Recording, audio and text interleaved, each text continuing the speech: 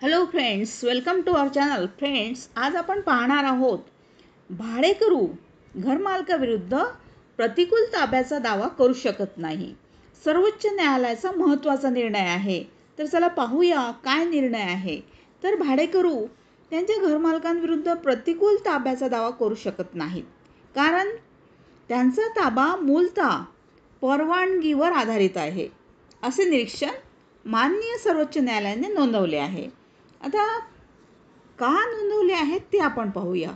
तर माननीय न्यायमूर्तींच्या खंडपीठाने अलाहाबाद उच्च न्यायालयाच्या निर्णयाला आव्हान देणाऱ्या याचिकेवर निर्णय देत अलाहाबाद उच्च न्यायालयाने मालकी मीन्स ताब्याचा दावा करणारी वेळ प्रतिबंधित याचिका फेटाळली होती.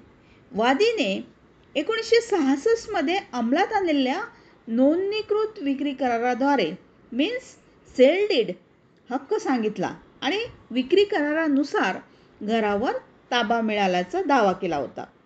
आता 1975 मध्ये प्रतिवादींनी बांधकामात अडथळा आणल्याने फिर्यादीने दावा दाखल केला होता.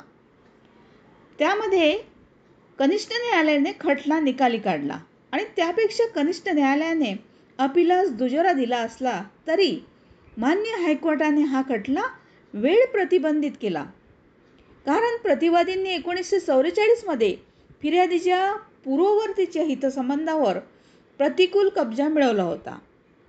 हा निष्कर्ष चुकीचा असल्याचे नमूद करून माननीय सर्वोच्च न्यायालयाने प्रतिवादी हे भाडेकरू होते आणि त्यामुळे त्यांचा ताबा परवानगीवर आधारित होता.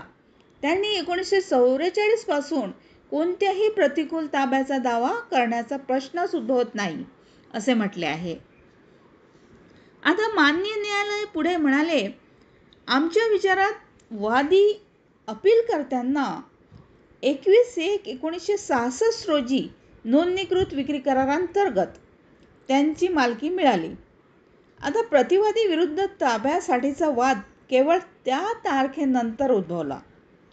मान्य आहे की विक्री कराराच्या तारखेपासून 12 वर्षाच्या कालावधीनंतर म्हणजेच मे 1975 मध्ये दावा दाखल करण्यात आला होता. जरी